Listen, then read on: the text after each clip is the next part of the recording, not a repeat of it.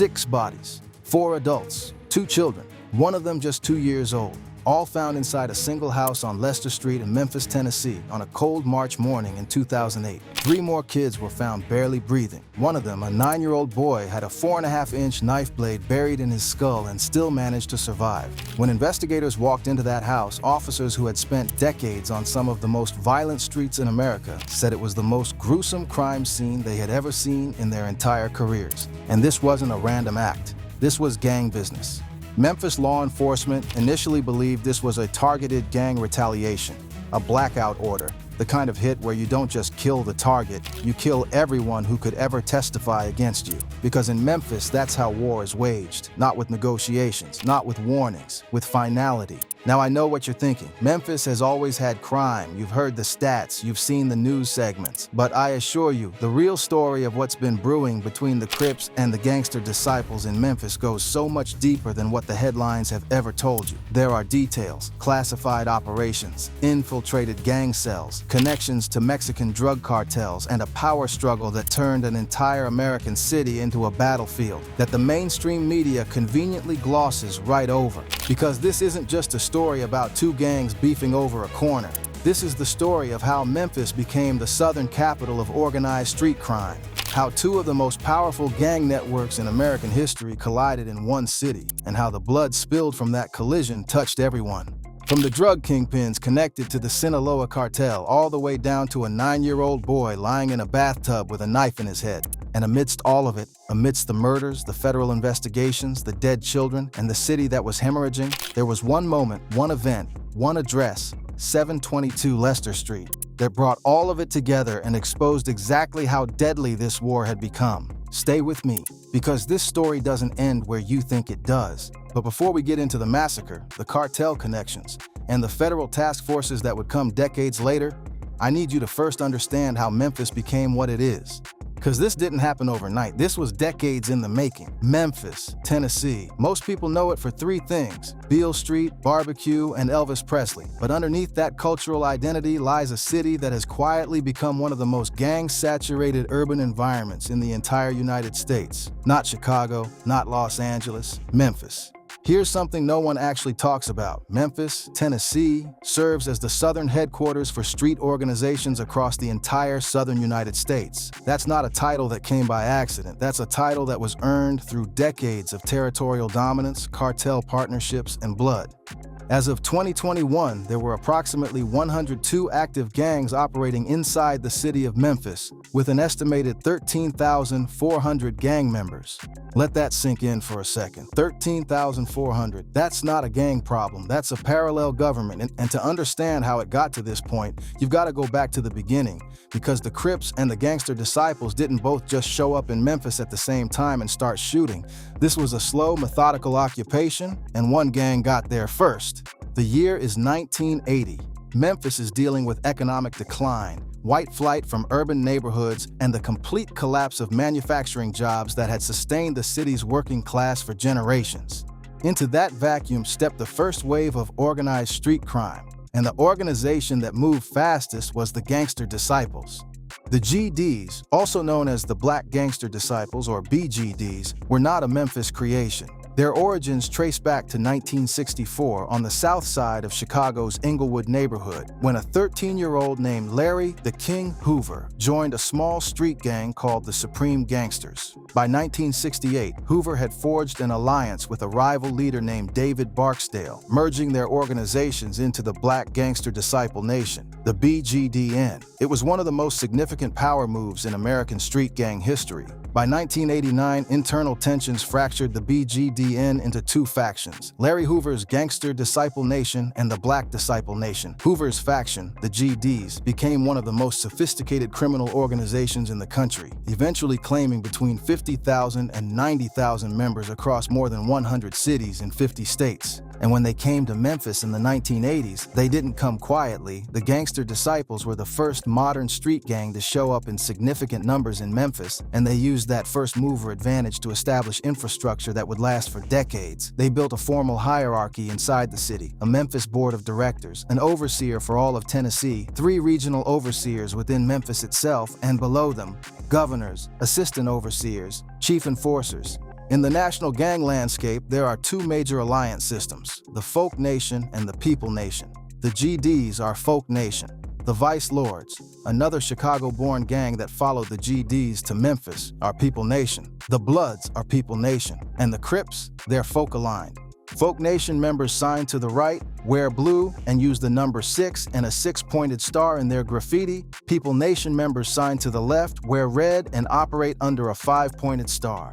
Now here's the thing that complicates everything. The Gangster disciples and the Crips are technically on the same side, both Folk Nation. In theory, they shouldn't be at war, but in practice, on the streets of Memphis, theory means nothing, because when you've got two powerful, territorial, heavily armed organizations fighting over the same drug markets in the same neighborhoods, alliance names on paper don't stop the bullets. What actually drives the conflict isn't ideology, it's geography, it's money, and it's pride. While the GDs were consolidating power across North Memphis, South Memphis, Binghamton, Orange Mound, and Hickory Hill throughout the 80s, a different kind of gang culture was making its way east from California. The Crips, founded in 1969 in Los Angeles by Raymond Washington and Stanley Tookie Williams, had by the late 80s and early 90s evolved far beyond their South Central origins. Sets were spreading across the country, and Memphis was a logical destination, a major interstate hub, a city with a large, economically marginalized black population, and a drug market that was growing rapidly but wasn't yet fully controlled. When the Crips landed in Memphis, they brought their California set names with them: Grape Street Crips, Rollin' 20s, Kitchen Crips, West Side Crips, Riverside Rollin' 90s. Each of these sets staked out their own neighborhood, often overlapping with GD territory or carving out corners that the GDs hadn't fully locked down. Memphis Crips sets are named after California sets, but they attach a local identity to them. Neighborhood streets, apartment complexes, parks,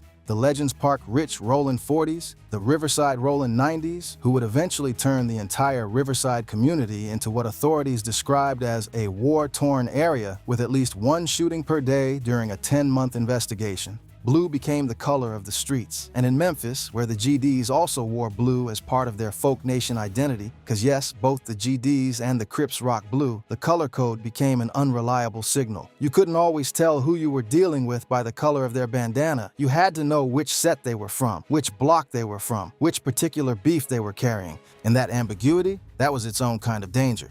By the early 1990s, Memphis had become a critical node in the Southern drug distribution network. Crack cocaine had devastated the inner city throughout the late 80s, and now powder cocaine, heroin, and eventually methamphetamine were layering on top of each other. The gangs weren't just fighting over turf for turf's sake. They were fighting over money, massive amounts of it. And here's something that very few people outside of law enforcement actually know. The Memphis drug trade wasn't just fed by local suppliers. It had direct cartel connections at the highest level. Enter Craig Petties. Craig Petties, the half-brother of DJ Paul from 3-6 Mafia, one of the most influential rap groups to ever come out of Memphis, was a gangster disciple, and by most accounts, the biggest drug dealer in the history of Memphis. The man was getting drugs directly from Edgar Valdez Villarreal, known as La Barbie, a top lieutenant in the Beltran Leyva cartel, one of the most powerful Mexican drug trafficking organizations in the world. Petties was funneling millions of dollars to the Black Mafia family, and at one point was working in partnership with the Sinaloa cartel to build a drug trafficking empire that stretched across 5 states. By the time federal authorities caught up with him, Craig Petties was on the U.S. Marshal's 15 most wanted fugitives list. He was finally captured in 2008. In 2011, he pleaded guilty to 23 counts of violent crime and racketeering. 23 counts, 5 states, cartel connections, and he was operating out of Memphis, a city most people associate with sweet tea and gospel music. This is the economic engine that the Crips and the Gangster disciples were both trying to control. This is what the war was really about. Now, while all this was going on, the territorial expansions, the cartel money, the growing sophistication of both the GD and Crip organizations in Memphis, the violence was escalating at a pace that the city's police department simply could not keep up with. But here's where things get dark, because the war between the Crips and the Gangster disciples wasn't just being fought on the streets between rival sets from different gangs. Sometimes it was being fought inside the same family, and that's a level of tragedy that no crime statistic can fully capture. It's the early morning hours of Sunday, March 2nd, 2008. The Binghamton neighborhood of Memphis, a predominantly black working-class community north of Summer Avenue, is asleep. It's cold. The streets are quiet. Inside a rented house at 722 Leicester Street, two brothers are drinking. They've been at it most of the previous day. The older brother, 33-year-old Jesse Dotson, had only recently repaired his relationship with his younger brother, 30-year-old Cecil Dotson. After years of conflict throughout their youth, Jesse had spent nearly 14 years in prison for a murder he committed in 1994. He'd been out for less than a year. Cecil was a working man, a maintenance worker at an apartment building. He was renting the Leicester Street house, living there with his girlfriend, their children, and friends. What the two brothers also were, according to court documents, was this. Cecil Dotson was a gangster disciple, and Jesse Dotson was a kitchen Crip. Two brothers, two rival gangs, one night of drinking, one argument that turned into something that would make national headlines and haunt Memphis for decades. The argument escalated into a fight, and then Jesse pulled out a semi-automatic handgun. He shot his brother Cecil multiple times in the head. Cecil Dotson, 30 years old, died on the floor of his own home. But then, and this is the part that separates this from an ordinary murder, Jesse Dotson made a decision. He decided to eliminate every witness in that house. First, he shot and killed 27-year-old Marissa Williams, Cecil's girlfriend and the mother of 4 of his children. Then he killed Hollis Seals, 33, and Shindri Robertson, 22. Then he turned to the children. He killed 4-year-old Samario Dotson. He killed 2-year-old Cecil Dotson II, who had just been spending the night at his father's house. 3 children survived, but barely. 9-year-old Cecil Dotson Jr. was found in a bathtub with a 4.5-inch knife blade embedded in his skull. 5-year-old Cedric and a 2-month-old infant. Paramedics who arrived at the scene thought Cecil Jr. was dead until the boy twitched. He had been there for nearly 40 hours before police were called. I need you to pause on that for a second. That child had a knife blade in his head and survived 40 hours before help arrived. When Memphis police finally entered 722 Leicester Street on March 3rd, experienced homicide detectives, men and women who had worked years of murders in one of America's most violent cities, said it was the most gruesome crime scene they had ever encountered in their careers. It was immediately labeled the worst mass murder in Memphis history, and it remains that to this day. Now here's the part that might actually interest you, because what happened after the discovery of the Leicester Street massacre is almost as disturbing as the massacre itself. Initially, Memphis investigators didn't believe this was a domestic dispute. Given that Cecil Dotson was a known gangster disciple, and given what the crime scene looked like, law enforcement initially believed this was a targeted gang retaliation, specifically what's known in gang culture as a blackout order. A blackout order is an instruction to eliminate not just the target, but everyone connected to them, family, witnesses, anyone who might talk. It's the most extreme form of gang punishment, typically reserved for someone who has committed a serious breach of loyalty. And there was a specific reason Cecil Dotson might have been targeted. Court documents would later allege that Cecil had a falling out with members of his own gang, the Gangster Disciples, and that he had reportedly tipped off police about a GD member who had drugs in a nearby apartment. In gang culture, that's not just disrespect, that's a death sentence. So here you have a situation where the victim is a gangster disciple who may have snitched on his own people. The man ultimately convicted of the murders is a Crip who happened to be his brother. And the crime scene looks like a professional gang execution. Multiple victims, multiple weapons, guns, boards, kitchen knives, deliberate, thorough. All evidence pointed to the murders being a gang blackout, later court filings would state, committed as a result of gang violence retaliation after Cecil had crossed multiple members of his own gang. Defense attorneys at trial tried to point the finger at known Gangster Disciples members, including referencing someone called Doc Holliday, described as the local GD leader in the area, who allegedly discussed punishment for Cecil Dotson prior to the massacre. A self-described retired gang member named Willie Boyd Hill testified at trial that the GD leadership discussed what to do about Cecil, but maintained that gangs don't go after families. Except someone clearly did. The case was featured on A&E's The First 48, the embedded true crime program that was following Memphis police at the time. And it was the pressure of those cameras, according to Jesse Dotson's later legal filings, that pushed investigators to close the case as quickly as possible. A 9-year-old boy solved it, despite the knife blade, despite the trauma, despite 40 hours in a bathtub. Cecil Dotson Jr., known as CJ, eventually told investigators that his uncle Jesse was the one who attacked his family. That testimony, combined with a recorded confession Jesse gave to both Memphis police and his own mother, led to Jesse Dotson's arrest on March 7, 2008, just 5 days after the massacre. At trial in September 2010, the jury deliberated for less than 2 hours before returning a guilty verdict on all 6 murder charges. Jesse Dotson was sentenced to 6 death sentences, the most of any inmate currently on Tennessee's death row. He is imprisoned at Riverbend Maximum Security Institution in Nashville, where he continues to maintain his innocence. In January 2024, Dotson filed a 249-page petition asking the court to vacate his conviction. The petition alleges improper police tactics, a coerced false confession, suppressed evidence, and prosecutorial misconduct. It claims that investigators threatened to place Dotson in general population at the Shelby County Jail with the Gangster disciples and let them kill him. It claims that none of the 468 pieces of evidence introduced at trial were linked to Dotson through DNA testing. It points to unidentified hairs found in the hands of Marissa Williams, as if pulled from the head of her actual killer, that were never tested. Whether Jesse Dotson is guilty or whether the real perpetrators were Gangster disciples carrying out a gang execution remains in some corners an open and deeply troubling question. What is not in question is this: the Leicester Street massacre happened. 6 people are dead, 2 of them were toddlers, and it happened at the intersection of a Crip and a Gangster disciple in a city already drowning in gang violence. But here's the thing: Leicester Street didn't happen in a vacuum. It was a single eruption in a city that was essentially one continuous gang war spread across dozens of neighborhoods. Let's break down how Memphis was carved up, because this is important to understanding the scale of what was happening. Binghamton, the neighborhood where Leicester Street sits, was dominated by the Grape Street Crips and traveling vice lords. The Grape Street Crips are one of the most recognizable Crip sets in Memphis, with direct connections to the original Grape Street Watts Crips in Los Angeles. They identify with purple in addition to blue, Lakers caps, Kansas City Royals caps, Dodgers gear. Riverside, a neighborhood along the Mississippi River, was controlled almost entirely by the Riverside Rollin' 90s Crips. Memphis law enforcement ran a 10-month investigation of that single neighborhood. During those 10 months, there was at least 1 shooting per day. Police received 1,200 calls about gang activity in that area during the investigation. Eventually, a gang injunction was issued covering a 4.6-mile radius around Riverside.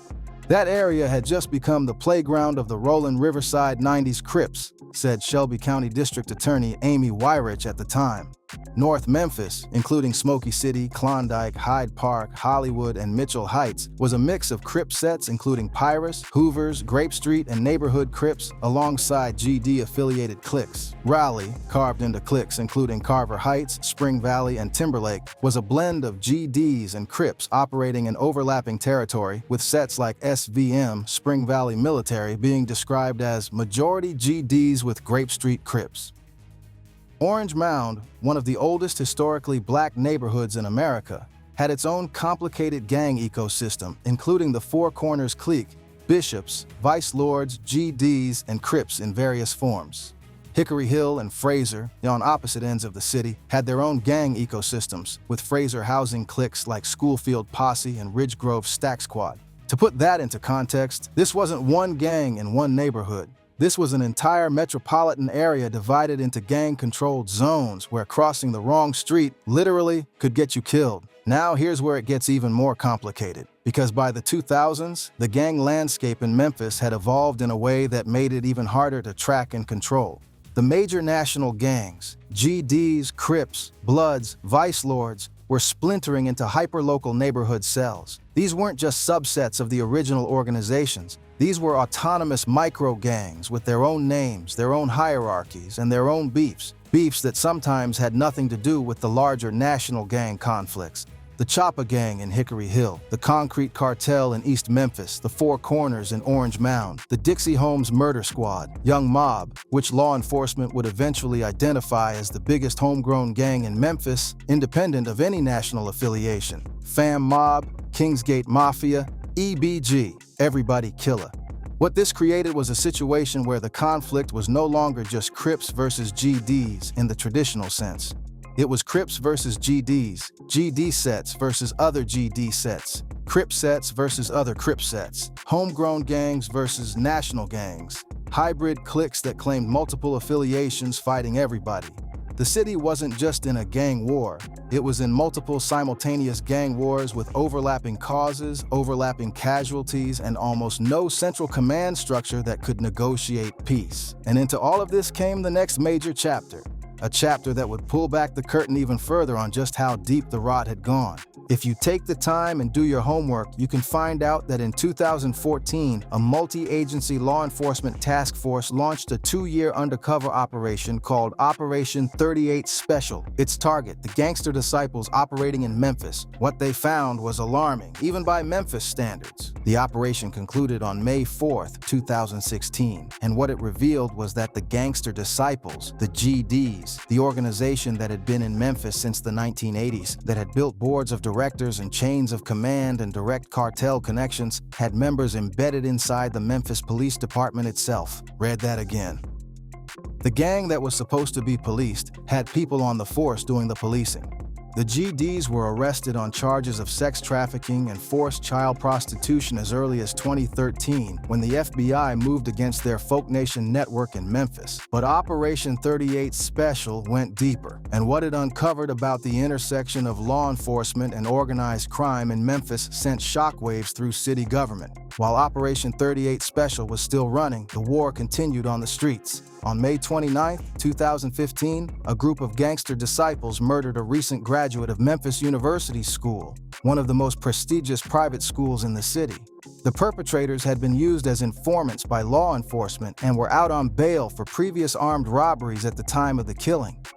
The case that followed was its own kind of scandal. One of the perpetrators, later given a plea deal on second-degree murder, showed up at a local hospital with a gunshot wound, which went unreported to authorities. In violation of Tennessee law, the victim's car was illegally sold from the Memphis Police Department's impound lot. The Shelby County District Attorney at the time, Amy Warish, had to recuse herself because a cousin of the victim worked in her office. Every layer of this story reveals another layer beneath it, and at the center of all of it, beneath the cartel money, the corrupt officers, the massacres, and the political failures, is the same fundamental conflict. Two powerful criminal organizations fighting over a city that neither of them was willing to let go of. Now, you would think that by February 2013, after everything Memphis had been through, things couldn't get any stranger, but you'd be wrong. In February 2013, the Grape Street Crips, one of the most active Crip sets in Memphis, made a public announcement that stunned even hardened gang investigators.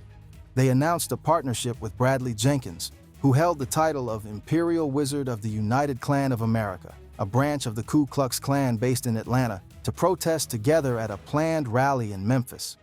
A black street gang, aligning with the KKK for a protest. It didn't matter what the political reason was. What it showed was the degree to which traditional alliances and traditional logic had completely broken down in Memphis by 2013. When the Crips are doing deals with the Klan, you know the landscape has entered territory that no one has a playbook for. And here's a detail that no one actually talks about when they cover Memphis gang violence. The conflict was bleeding into the school system in ways that administrators felt powerless to address.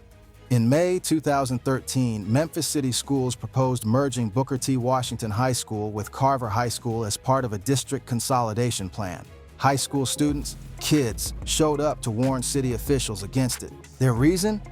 In their own words, it's like putting the Crips and the Bloods together in a national convention. Those were children. Children who knew from lived experience that their schools were gang-divided institutions, that the hallways of those schools were extensions of the same territorial lines being drawn in blood on the streets outside. In the same year, 2013, the Memphis City Council and Mayor A.C. Wharton made the decision to cut funding for Blue Crush, the dedicated gang division of the Memphis Police Department. At a moment when gang violence was accelerating, the city chose to defund the one unit specifically designed to address it. Police said, around that same period, that they often feel powerless to control these out-of-control teens, not gang members, teens, children who had been absorbed into the war. So where does this leave us? After decades of war, after hundreds of murders, after cartel money and police corruption and massacres and children with knives in their skulls, what actually changed? According to multiple sources, the U.S. Marshals Service, the Bureau of Alcohol, Tobacco, Firearms, and Explosives, local Memphis law enforcement, and the U.S. Department of Justice, the most significant coordinated effort to dismantle Memphis's gang ecosystem came in the form of the Memphis Safe Task Force, a multi-agency operation that began ramping up in 2024 and 2025. The numbers are significant. Since the task force's launch, operations produced over 4,000 arrests citywide, the seizure of 637 illegal firearms, and the removal of large quantities of narcotics from circulation. Of those arrested, more than 400 individuals were tied directly to gang membership, including members of the Gangster Disciples, Vice Lords, Young Mob, Los Serranos, Tren de Agua, EBG, Piru Bloods, Grape Street Crips, Kingsgate Mafia, and additional factions. By March 2026, U.S. Attorney General Pam Bondi confirmed that the total had reached 770 gang members arrested, on 757 charges of gang-related offenses.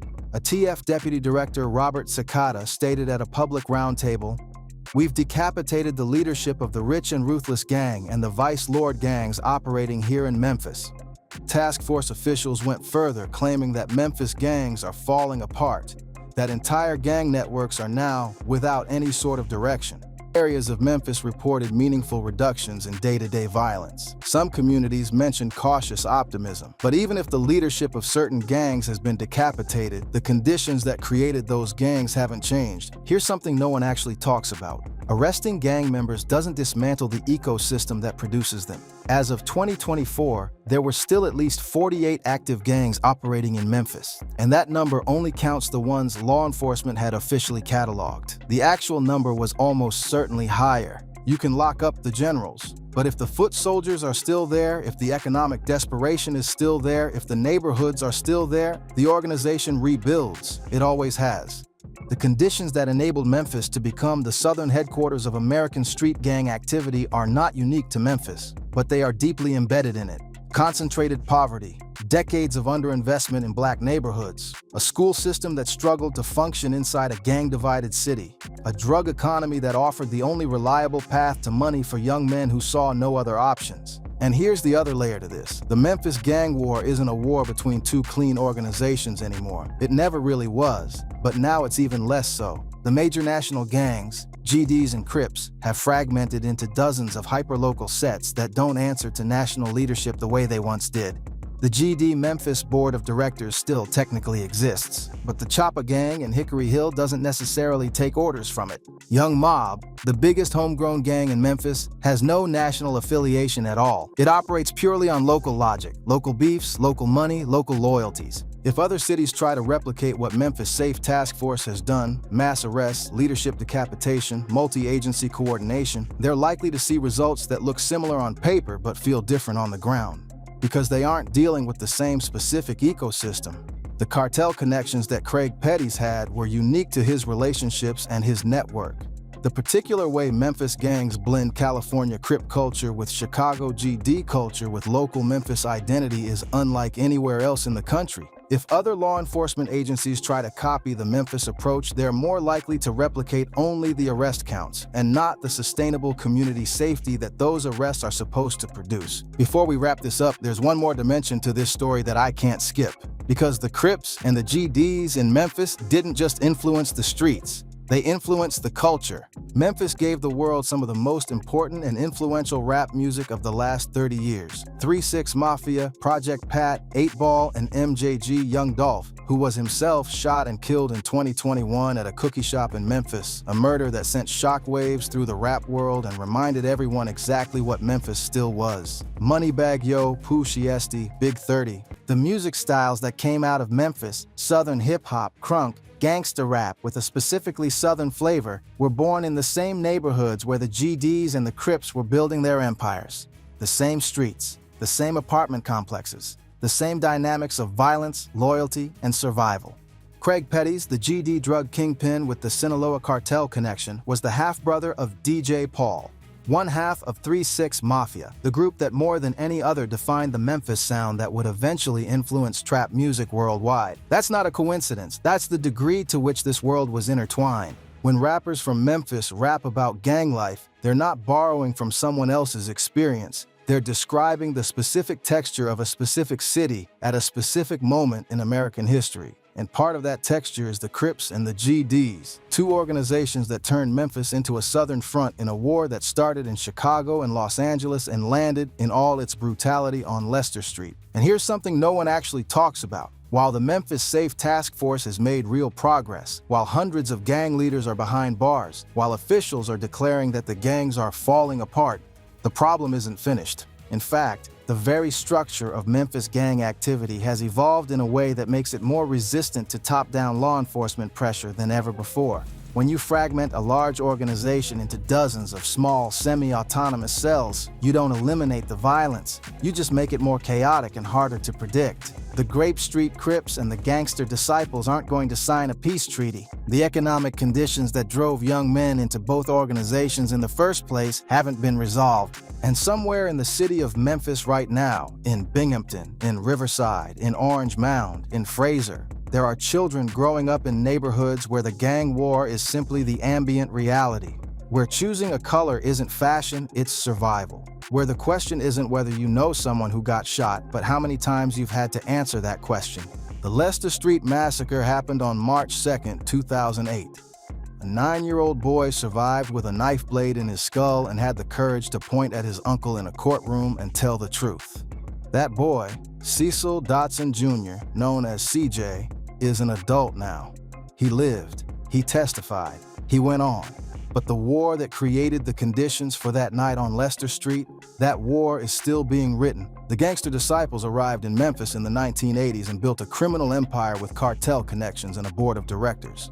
The Crips arrived and carved out their own territory, set by set, block by block. They've been fighting, sometimes each other, sometimes everyone else, for over 4 decades. 637 illegal firearms off the streets, 770 gang members arrested, 4,000 total arrests, and Memphis is still, as of 2026, a city with dozens of active gangs and tens of thousands of people living inside the war zone. So the only question left to answer right now is, can it actually end? Can you arrest your way out of a 40-year gang war? Can you decapitate leadership structures that have been rebuilding themselves since before some of today's gang members were born?